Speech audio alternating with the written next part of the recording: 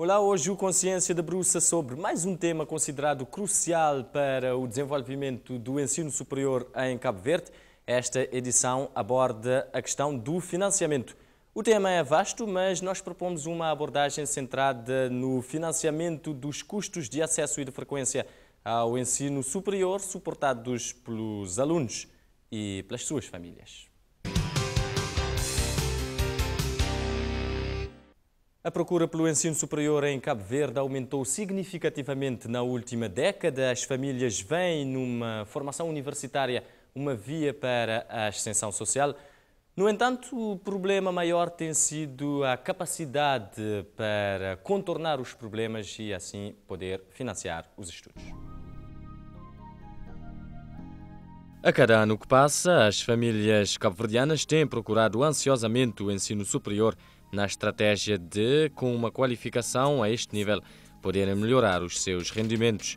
No entanto, sabe-se que em Cabo Verde o ensino superior, mesmo público, é pago e suportar os custos de uma formação superior durante 4 ou 5 anos não constitui tarefa fácil para a maioria das famílias. Ou seja, na nossa realidade, requer-se a comparticipação financeira dos estudantes nos custos de funcionamento do sistema. Assim, se por um lado é preciso fazer formação superior para se ter rendimentos, por outro lado torna-se necessário ter rendimentos para se poder suportar o ensino superior. Devido aos elevados custos inerentes à formação universitária, não tardaram em aparecer provedores internos, instituições que tentam apoiar as famílias concedendo bolsas e outros apoios aos estudantes. Por exemplo, neste momento, o Estado, através da FICAS, as câmaras municipais, o Ministério da Juventude, entre outros, financiam uma parte importante da procura ao ensino superior. A Fundação Cabo-Verdiana de Ação Social Escolar, a FICAS, é uma das instituições que atualmente mais comparticipam nas despesas das famílias com menos rendimentos. A FICAS gera um fundo de bolsas que todos os anos atribui a estudantes mais necessitados mediante concurso. O fundo provém não só de uma quantia que é disponibilizada pelo Governo no quadro do Orçamento Geral de Estado, como também mediante parcerias firmadas com outras instituições. Anualmente, o Governo, no seu orçamento, no Orçamento Geral do Estado, o Governo disponibiliza à Fundação Cabo-Verdiana de Ação Social Escolar, FICAS, um montante de 505 mil contos para financiamento de ensino pós-secundária e profissional. Portanto, são 500 mil contos inscritos no Orçamento Geral do Estado.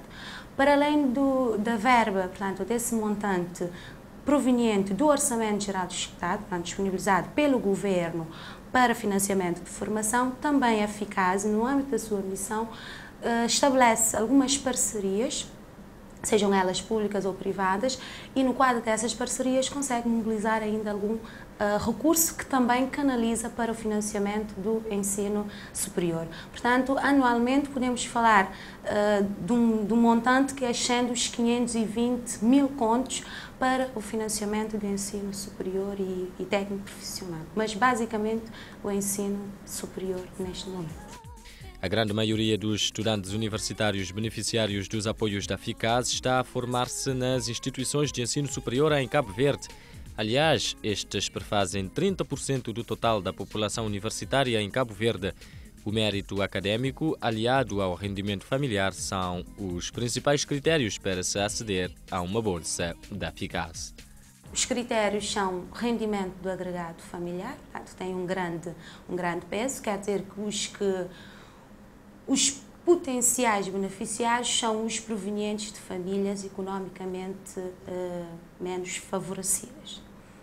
E temos também um outro critério, que é o critério académico, portanto, temos o mérito académico, que também tem ainda algum peso portanto, no acesso a uma bolsa da FICAS. São as notas, não é? Sim, as notas.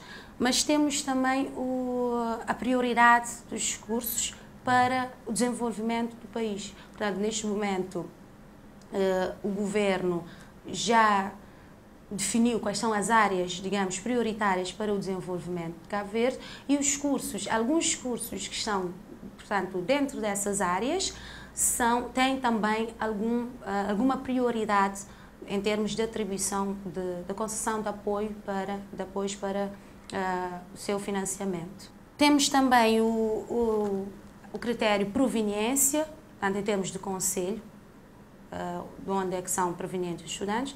Os estudantes provenientes de conselhos mais pobres, digamos, também têm maiores facilidades em termos de acesso a uma bolsa.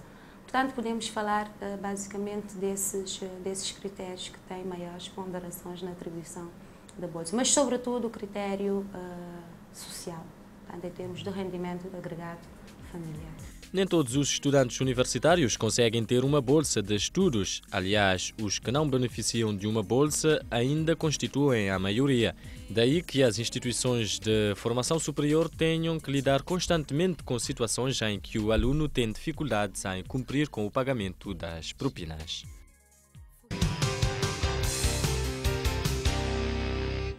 Como se não bastasse a preocupação constante pela busca do conhecimento, muitos estudantes universitários têm ainda que lidar quase que diariamente com a ansiedade em manter em dia as propinas. O Consciência foi às universidades e dá a voz agora à classe estudantil. Bruno Barros, Associação dos Estudantes da UniCV, na Praia. Odair Varela, Associação dos Estudantes da Universidade Lusófona, São Vicente. Rafael Fernandes, da Associação Académica do ISCE Praia. Samuel Moraes, Associação dos Estudantes do Instituto Superior das Ciências Jurídicas e Sociais. E Carlos Coutinho, da Associação dos Estudantes do ISCE de São Vicente. Estes jovens representam algumas das lideranças estudantis nos dois principais centros universitários do país, Praia e Mindelo. É certo que cada instituição tem as suas especificidades. Os valores das propinas diferem de instituição para instituição, ou mesmo de curso para curso. As próprias políticas da tesouraria variam. Entretanto, quando se fala de constrangimentos relacionados com o pagamento das mensalidades, o discurso é parecido. Em todas as instituições, há estudantes com sérios problemas em financiar os estudos.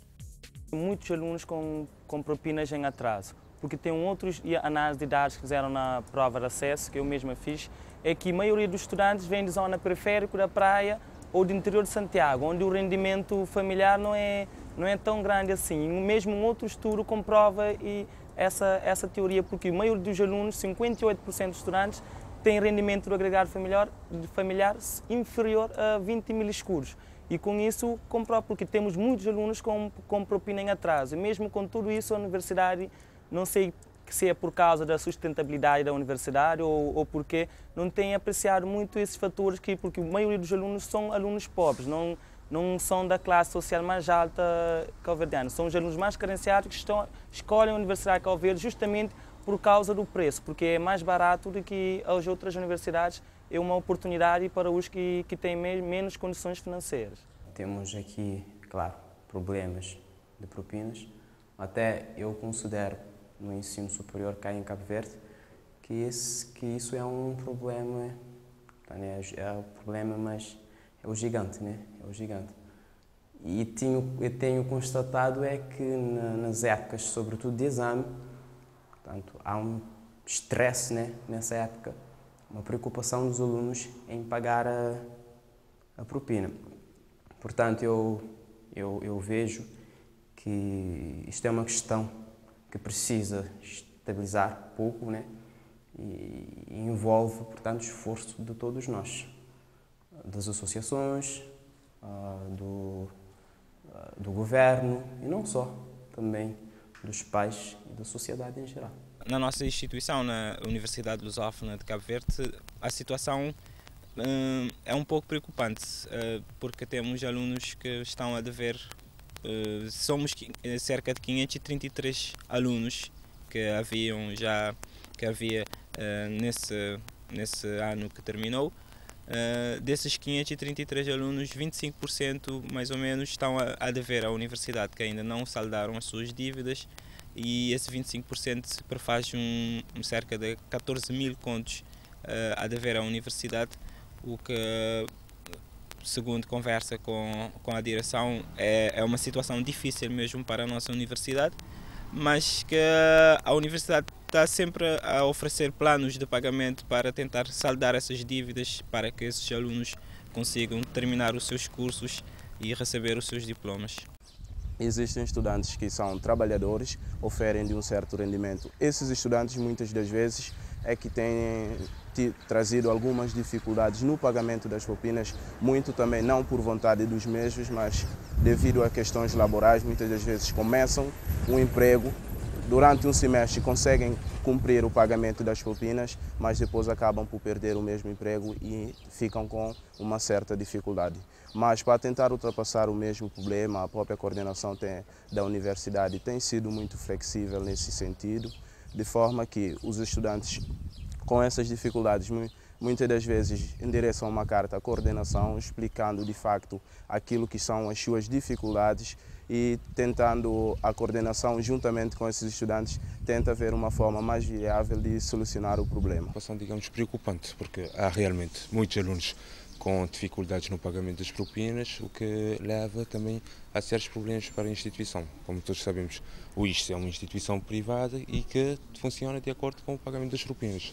Só que muitos alunos têm enfrentado sérias dificuldades no pagamento das propinas, o que posso dizer é que temos um panorama neste momento crítico. E isso nota-se a quando da colocação das notas, que é quando torna-se bem visível esse quadro. Vemos que realmente há muitos alunos com propinas em atraso quando vemos que as notas estão tapadas, digamos assim. Tem muitos alunos ao matricularem-se, é certo que já sabem qual é a propina, mas vêm em contato com algumas ajudas, nomeadamente bolsa.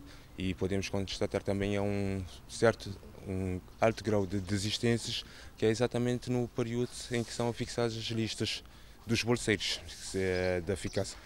nomeadamente no período de meados de novembro para dezembro. Nesse período podemos ver que há muitas desistências. Os alunos vêm, depois também, digamos, a quanto da matrícula, a situação financeira pode variar, pode mudar tristemente com o decorrer do curso. E isso leva que ao longo do curso há algumas desistências. As propinas são uma componente essencial para a sustentabilidade das instituições que oferecem a possibilidade de uma formação superior. Os estudantes sabem disso e, de uma forma geral, acabam por reconhecer algum esforço das instituições em tentar sanar o problema. O ISCE tem uma política que tenta sempre ajudar o aluno. Ou seja, a partir do momento que o ISCE fica ciente das dificuldades com o aluno, ele pode renegociar a sua situação financeira, mas o aluno é que tem que procurar o ISCE. Tem uma dívida, pode renegociar, dizer, eu posso fazer um plano de pagamentos em que eu posso pagar 2, 3 mil escudos por mês. O ISCE está aberto a essa possibilidade. Mas, como eu já disse, a iniciativa tem que partir do aluno. O problema aqui que se coloca é que os alunos não procuram a associação de estudantes.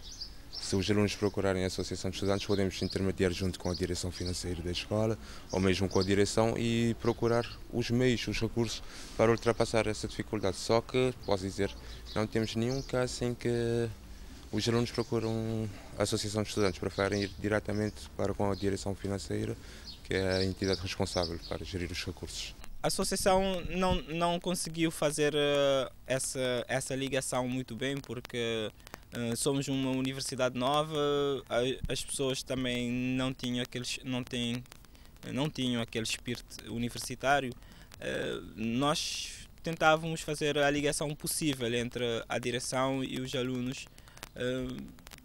mas não foi aquilo que seria o melhor. Mas nós tínhamos algumas informações de que era necessário fazer o pagamento das propinas, o porquê que era necessário, porque havia muitas pessoas a dever e isso colocava problemas à universidade. A nossa instituição é uma instituição de cariz privado, né? É uma instituição privada. Normalmente, até a época dos exames, há maior flexibilidade, né? Mas a partir da época dos exames, então, o regulamento é claro nisto. Então, há um regulamento, mas também há dificuldades por parte dos estudantes, né? A opinião da maioria dos estudantes é que deveria haver uma maior flexibilidade, né? E essa é a opinião. De acordo com as reclamações, também conversas com colegas que eu tenho, portanto, que eu já tive. Então, a opinião é que é necessário ter, portanto, uma maior dilação do prazo nesse aspecto. Muitas das vezes também nós apanhamos com situações que a própria instituição financeira do país ainda não está 100% capacitada que é para ajudar os estudantes, porque muitas das vezes nós deparamos com excelentes alunos que fazem um semestre e no semestre seguinte acabam por desistir. Questões como essa também nós já tínhamos abordado com a Sua Excelência, o Sr. Ministro do Ensino Superior, no sentido de ver a questão do financiamento da Bolsa dos Estudos, sobretudo para esses casos especiais, casos das pessoas que começam o ano letivo, têm um certo background ao nível acadêmico, mas ao fim e ao cabo os estudantes acabam por desistir por questões que muitas vezes ultrapassam os seus limites. Muitos alunos optam por inscrever na universidade, fazer prova de acesso, pagar a primeira mensalidade, com a esperança em conseguir bolsas em alguma instituição. Depois, para os estudantes que não conseguirem as bolsas, o que acontece? Abandonam o ensino superior ou endividam as famílias ficam endividadas. Por seu lado, as instituições de ensino superior do país, e já são muitas, reconhecem que os preços praticados para as propinas são, de certa forma, elevadas, se tiver em conta o nível de vida da grande maioria dos cabo-verdianos. Mas, ao mesmo tempo, argumentam que o valor praticado nem dá para cobrir todas as despesas e encargos ligados ao seu funcionamento. As universidades privadas praticam um preço mais elevado que a pública, mas também é verdade que reclamam mais incentivos por parte do Estado, já que, dizem, não deixam de prestar o serviço público. A Universidade de Santiago, com apenas 5 anos de funcionamento, numa das regiões mais populosas do país, expõe-nos a sua experiência. As propinas da Universidade de Santiago, elas não são elevadas, antes pelo contrário. O que se deve ter em conta é que o ensino superior de qualidade, de facto, requer a alocação de avultados recursos, né, enquanto garante do trinômio ensino, pesquisa e extensão. Todavia, o baixo poder aquisitivo das famílias dificulta de que maneira o ingresso, a permanência e a conclusão com sucesso dos alunos que demandam o ensino superior. Falando das propinas, propriamente, em termos de financiamento, seja dos custos de funcionamento da universidade, só a dizer que as propinas pagas pelos alunos contribuem positivamente para mitigar o equilíbrio de tesouraria. Agora, o que seguramente as propinas não financiam é o lucro da instituição, até porque é a decisão da entidade titular que os ganhos, caso conseguidos durante os exercícios, sejam todos eles reinvestidos. Os constantes problemas com que os alunos se deparam para poderem pagar as mensalidades nas universidades repercutem no dia-a-dia das instituições de ensino. É que muitas vezes os alunos com propinas em atraso acabam por desistir de continuar os estudos, pelo que as dívidas, nestes casos, jamais são recuperadas. Porque a partir do momento que um aluno desiste da instituição, se desistiu porque tem fraco poder aquisitivo, em demorando para voltar, se voltar paga, se não se voltar terá que se encaminhar por outras vias e normalmente essas dívidas, passando algum tempo, terão que ser mesmo consideradas de caráter incobrável. Mas eu entendo que as instituições de ensino superior têm feito a sua parte, mas temos que unir-nos para podermos, de facto, fazer valer os interesses, os nossos interesses, os interesses, portanto, dos nossos clientes, mas, acima de tudo, o interesse da nação, porque nós queremos, de facto, uma nação consciente, escolarizada, mas, acima de tudo, também, uma nação que consegue, de facto, trabalhar para o futuro de Cabo Verde, que é hoje eleito como país de rendimento médio. É evidente que cada vez mais os estudantes cabo-verdianos procuram a formação superior, sobretudo aqui no país, tendo em conta o aumento da procura. Qual será a solução sustentável para o problema do financiamento? Vem aí o Fundo de Contragarantia Mútua, que deve começar a funcionar no ano letivo 2012-2013, este ano letivo que vai começar. O Consciência foi procurar saber mais sobre este Fundo de Contragarantia Mútua. tudo aponta que, dentro dos tradicionais modelos de financiamento, já não há recursos para suportar a expansão da procura. A par do governo, os municípios são uma das grandes provedoras de estudantes do ensino superior. No entanto, cada vez mais as câmaras municipais dão sinais de não conseguirem arcar com tais responsabilidades. Tendo consciência deste facto e sob pressão da sociedade, o governo já anunciou a constituição do Fundo de Contra-Garantia Mútua, que permitirá financiar os estudos superiores com recurso a crédito bancário obtido em condições especiais. O Fundo de Contra-Garantia representa uma tentativa do governo de reconverter o modelo de financiamento. Como disse, o financiamento é a variável central na equação do desenvolvimento do ensino superior e no incremento da qualidade. Nós, até agora, expandimos o ensino superior com base num grande esforço financeiro das famílias, em primeiro lugar, das câmaras e do governo, e com isso devemos reconhecer que tivemos sucesso no incremento do acesso ao ensino superior. Portanto, há ganhos de acesso, mas sabemos que, em termos de capacidade financeira, estamos a atingir o nosso limite de capacidade. Estamos a bater a cabeça no teto, digamos assim. Foi por isso que o governo entendeu que era a hora de reconverter o sistema, de criar recursos para um fundo de contra-garantia em que os estudantes, as suas famílias, podem recorrer ao crédito bancário com garantia do governo. Portanto, aqui as exigências de fiador, de garantias patrimoniais vão diminuir, porque existe esse fundo.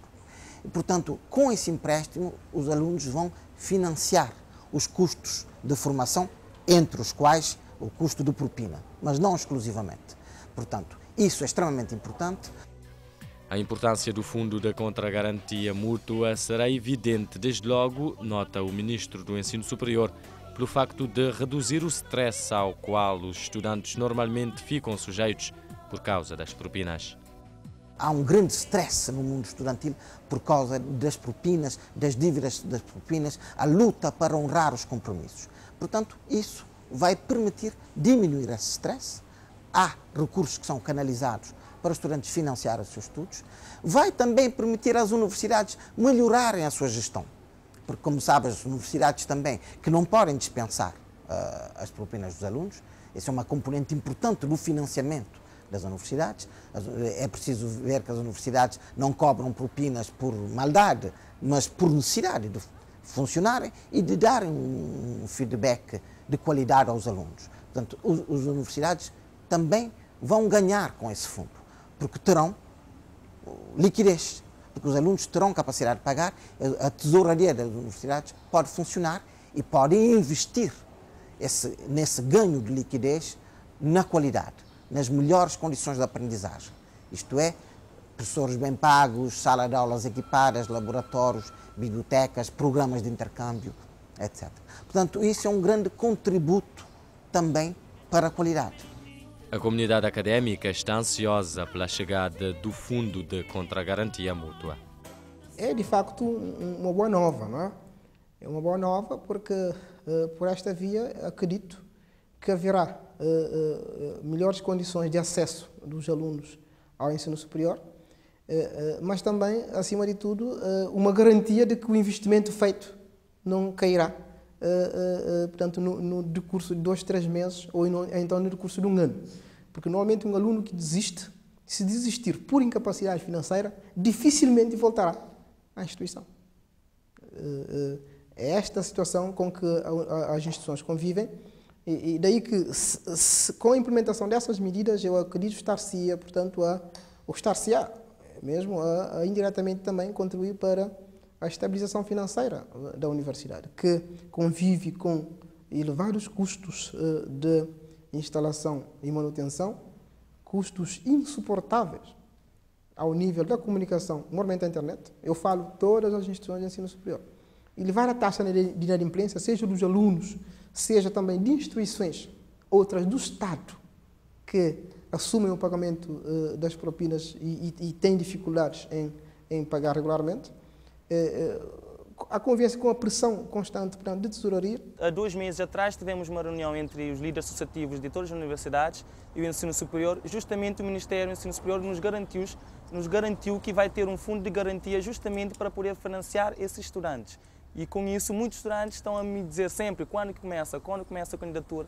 E isso abre uma nova esperança para os estudantes que não têm como financiar-se no ensino superior. Eu recebo e-mail todos os dias de estudantes que quer dizer justamente quando vai se abrir esse fundo de garantia. Eu acho que isso é um primeiro passo para diminuir o abandono no ensino superior. Devo dizer que é uma expectativa ansiosa. Eu mesmo tenho recebido sucessivos líderes estudantis no meu gabinete ou nas reuniões que com eles faço e eu vejo que a primeira questão é para quando o Fundo de Garantia. O Fundo de Garantia está a ser trabalhado, está a ser ultimatado e normalmente os concursos são feitos em finais de abril, princípios de novembro, no máximo, mas finais de abril. Portanto, no próximo concurso teremos o Fundo de Garantia a funcionar.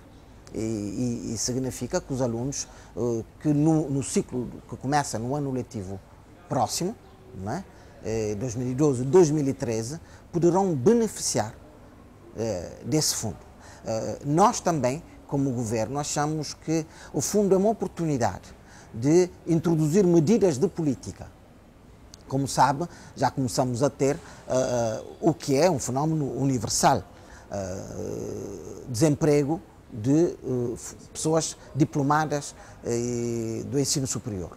E, portanto, o Fundo de Garantia vai ter cotas nas áreas de formação, vai financiar as áreas com maior empregabilidade e também que emprestam maior valor ao esforço de desenvolvimento. Por exemplo, é já consensual no grupo que haverá uma cota para financiar o CESP, os cursos de estudos superiores profissionalizantes. Porquê? São formações de grande empregabilidade, não é? Cuja preocupação maior é a empregabilidade. Vamos financiar também, de forma preferencial, os cursos na área das engenharias, na área das ciências da vida e na área da saúde.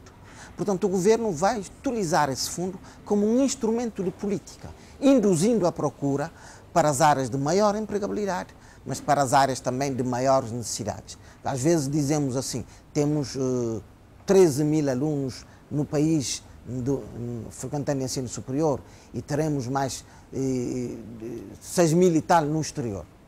Mas temos déficits quando vamos ver as áreas. Temos áreas científicas extremamente importantes para o desenvolvimento deste país que estão subcobertas. Portanto, precisamos aqui de fazer um zoom sobre o mapa e começar a fazer um esforço de financiamento para determinadas áreas. O fundo representará, sem dúvidas, uma grande injeção de oxigênio no sistema que clama por medidas para tirar as famílias do sufoco financeiro a que se submetem. Daí que se preveja um aumento exponencial de beneficiários do Fundo de Contragarantia Mútua. Com a entrada em funcionamento dos empréstimos com garantia mútua, prevê-se que para o primeiro ano o número de beneficiários aumente mais de 150% relativamente, portanto, globalmente, comparativamente ao ano anterior, ao ano letivo anterior. Portanto, teremos, como já disse, muitos mais beneficiários e muito mais pessoas poderão recorrer a esse crédito, porque é um crédito, como eu disse, pessoal, mas que não exige quaisquer garantias patrimoniais, digamos, para o acesso. Portanto, o acesso a esse crédito independe das condições sociais de vida dos estudantes, porque não é, como eu disse, exigido quaisquer garantias patrimoniais, fiadores, nem nada. Portanto, a garantia será prestada a 100% pelo Estado, através da Sociedade de Garantia Mútua, que, por sua vez, cujas garantias serão resseguradas pelo Fundo de Contragarantia Público. Digamos que esse empréstimo promove a igualdade no acesso à formação, ao ensino superior. A quantia a ser disponibilizada a cada estudante beneficiário varia dependendo de fatores diversos. De todo modo, haverá um teto em relação ao valor máximo a ser disponibilizado. Cada aluno, em função das suas necessidades, recorrerá a um determinado montante. Haverá, certamente, um teto máximo, um limite máximo para essa modalidade de empréstimo para os anos de formação. Claro que esse montante será bastante variável, porque se considerarmos um aluno que já iniciou a sua formação e que recorre ao empréstimo apenas para concluir, o montante dependerá do número de anos que lhe faltam para terminar. E também depende do número de anos do curso e da instituição que o aluno frequenta, das propinas que são praticadas e das despesas que o aluno terá durante a formação. Como eu disse, haverá sim um teto máximo, portanto o limite máximo para empréstimo ao longo dos anos de formação para cada aluno. Neste momento ainda está em fase de definição, sim. O Fundo de Contragarantia Mútua trará vantagens múltiplas para os alunos, para as próprias instituições de formação e até para o governo. É um empréstimo que não exige recurso a garantias patrimoniais, nem fiadores, portanto, a aprovação é de forma imediata, desde que os alunos cumpram todos os requisitos e entreguem toda a documentação necessária para o acesso ao crédito. As taxas de juros e o spread serão reduzidos, os alunos conseguirão melhores prazos para o reembolso do montante que lhes forem atribuídos durante o período de formação. Portanto, teremos juros subsidiados pelo menos a 50% pelo governo. Terá isenção em termos de comissão de dossiê, portanto, de abertura do processo, e também, caso o aluno queira ou tenha condições de liquidar antecipadamente o crédito que lhe foi atribuído, não será cobrado pelos bancos qualquer comissão para o efeito.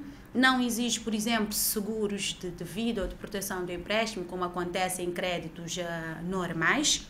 E também, no término da formação, terá pelo menos um ano de carência para depois, então, vir, portanto, iniciar o processo de reembolso do capital que lhe foi emprestado. Logicamente, para as universidades, as vantagens também serão evidentes, porque se as universidades, sobretudo as privadas, mas também a universidade pública que temos neste momento em Cabo Verde, vive essencialmente de receitas provenientes das propinas, das comissões pagas pelos alunos, tendo, portanto, fontes de financiamento, teremos, logicamente, melhores condições de pagamento. E até porque uma das condições que eventualmente será negociada com os alunos e com o banco é a transferência direta desse montante, a semelhança do que acontece neste momento com as bolsas a fundo perdido, a transferência direta do montante relativo a propinas para as universidades. Isso aumenta substancialmente as condições financeiras das universidades e com isso a qualidade, digamos, do serviço que é prestado aos alunos. Para o governo é de todo interesse, aliás, é uma das prioridades do programa do governo para essa legislatura, portanto, fomentar a procura, sobretudo em áreas consideradas prioritárias para o desenvolvimento do país. Tendo recursos humanos capacitados, há a possibilidade de canalizar esses recursos para o desenvolvimento de atividades, portanto, ligadas à criação de valor, que são fundamentais para a modernização de qualquer sociedade, sobretudo da economia, e bem como para o desenvolvimento também tecnológico do país. E quanto aos critérios que definirão quem beneficia do fundo, a administradora da FICAS resume-os da seguinte forma. O governo irá fomentar a procura em áreas que sejam prioritárias para o desenvolvimento do país e cuja taxa de empregabilidade seja relativamente elevada, permitindo assim que no final haja condições por parte dos beneficiários para o reembolso desse montante. Estarem inscritos numa instituição, numa universidade, numa instituição de ensino superior, terem uma conta bancária, não terem antecedentes em termos de de incumprimento de qualquer crédito, entre outros requisitos que terão que reunir para poderem ter acesso ao crédito. Qualquer estudante poderá recorrer, claro que teremos o limite em termos de recursos, portanto, das garantias que o governo irá prestar, por isso haverá no regulamento de acesso algumas condições, alguns requisitos.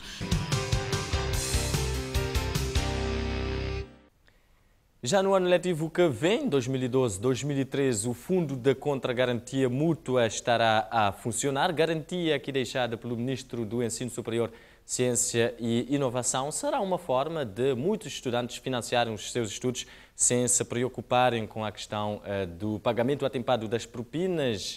Será uma forma também de se aliviarem do stress provocado por esta situação. Mas já sabe, para concorrer e ter este fundo tem que preencher alguns requisitos que aqui também ficaram expressos. O Consciência está de partida. Voltamos numa próxima edição com mais um tema pertinente para o ensino superior aqui em Cabo Verde.